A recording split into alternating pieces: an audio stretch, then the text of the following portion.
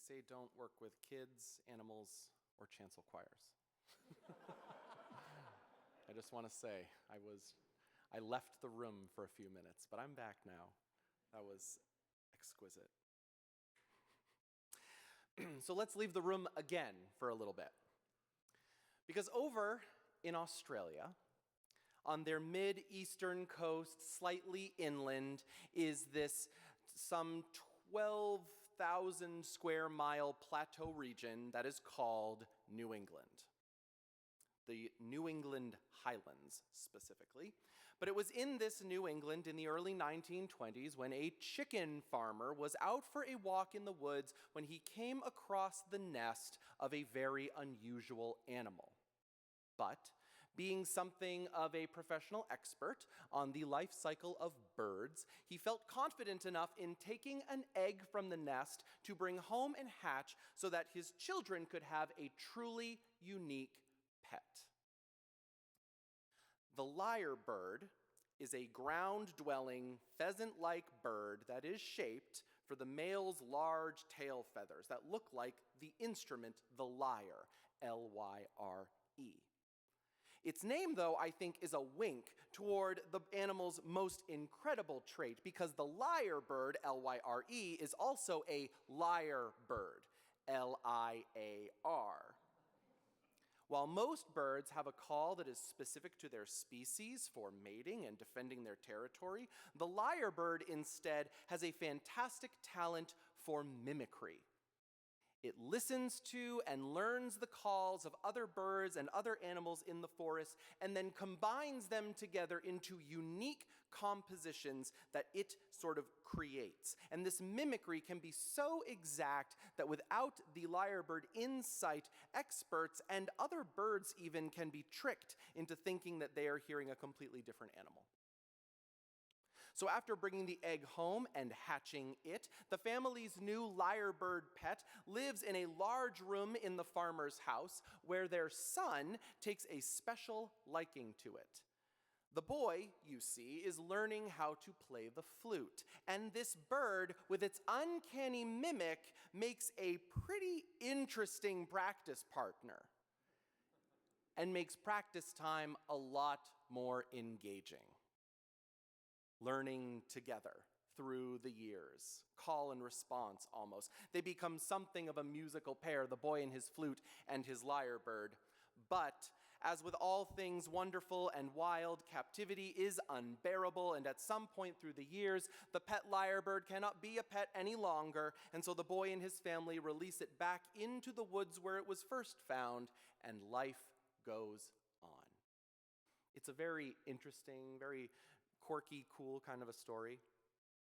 But the story worth telling here happens later, much later, some 15 or so years later, when a woman named Martha Manns was out walking in the woods of those New England Highlands when, through the trees, among all the other sounds in the world, she hears the unmistakable sound of practice scales. Da da da da da da da da da da da da da da da da. You know what I mean. Very curious thing. And Martha reports her curious and funny findings in those woods, and the biologists descend with their field guides and recording equipment and their grad students, because, indeed, you could hear practice scales in those woods, and music too. An old Scottish folk tune, the Keel Row, can be heard. And also Mosquito Dance by Mendelssohn from one of his 14 miniatures. What that original lyrebird pet brought back with it into the wild changed not only what it sang for the rest of its life, but changed also the entire population of lyrebirds living in that area. To this day, the lyrebirds in this region have what ornithologists have called the flute dialect, because the lyrebirds here have a distinctly more melodic characteristic call to their compositions. And although at this point in 2023, were you to walk in those woods, you would not hear the scales anymore. You would not hear the tunes anymore because, remember, these are being passed down in an oral tradition among birds. They do get lost through the years. The influence of Western musical theory on their compositional calls can still be identified, and they keep passing it down, generation to this day. It's a big story, one that starts in 1920 and is continuing to this day, and there are many wonderful, interesting, cool things about it. Something that I like about it is how unintentional it all is in a way. The chicken farmer didn't set out to do anything more than get a pet for his kids. The son wasn't trying to do anything more than practice his flute.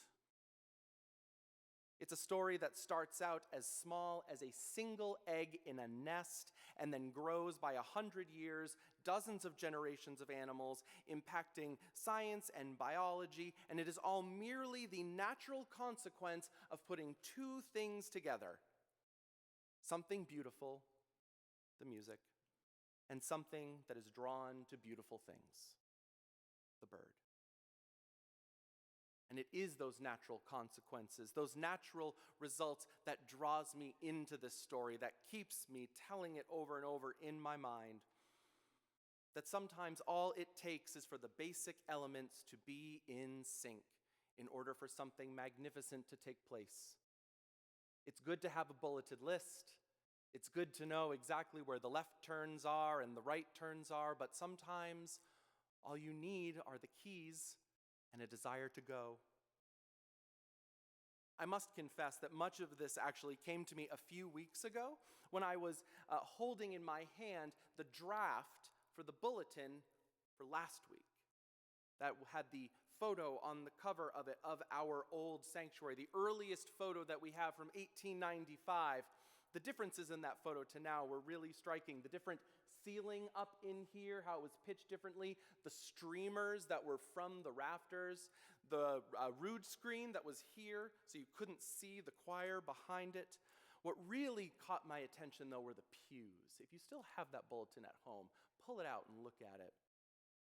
The pews really got me there because I couldn't help but remember that pews do not simply exist for their own sake. They exist to be sat in. And thinking about the number of people through the years who have sat in these pews. If our historian Sue Rockwell were in here and not down in the TV studio, I would make her stand and crunch numbers for me. How many tens of thousands maybe of people we might account for. How many souls. What it takes to build a community, a mission, a ministry like this. All of that work. And how back in 1868, when the sanctuary was first opened and people came together to do church, to be church in this region, that they simultaneously, they knew what they were trying to accomplish, but they also did not know what would ultimately come from it in a year, 2 years, 10 years, 50 years, 150 years. That in that moment of history, they were simply responding to those same basic elements suddenly being in sync. Something beautiful and something drawn to beauty. And this is what they did. This is what they created in 1868. And then each new generation after that stepping forward to hold it and be held by it, to appreciate and love and cherish it. And this is where Deuteronomy comes in. This is where the words of Moses speak, because it is so good to receive a blessing, to suddenly look around and find yourself standing in a good land, in a place that you have felt pulled into. God instructs Israel before they enter in to be mindful about what they are to receive, the cities, the homes, the gardens, the wells. You did not have much to do with them, and yet the doors are open, the garden is full, the well is brimming over.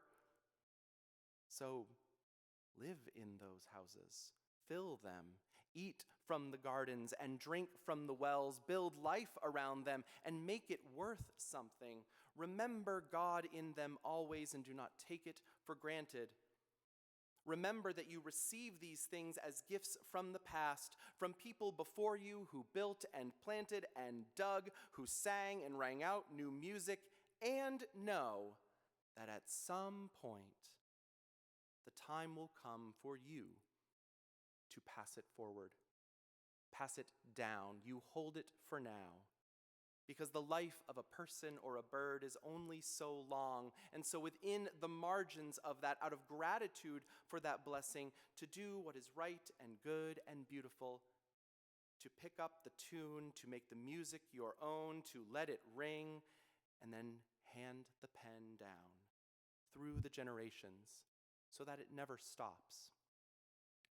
That though the melodies might change and the tunes may alter from year to year, the precious, incredible seed follows.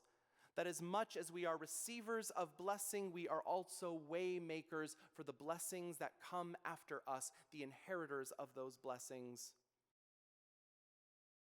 In a way, we are birds in a tree singing a song that was taught to us, while ones just learning to open their mouths are picking up the tune, offering it as inspiration and invigoration for all of those who come after us. And so it is in that spirit that we seek to live fully in gratitude of all that we mysteriously receive, adding our own to the melody, to the pace, to the peace of it, and moving forward in faith for all that comes next. Because, God willing, there is so much more next.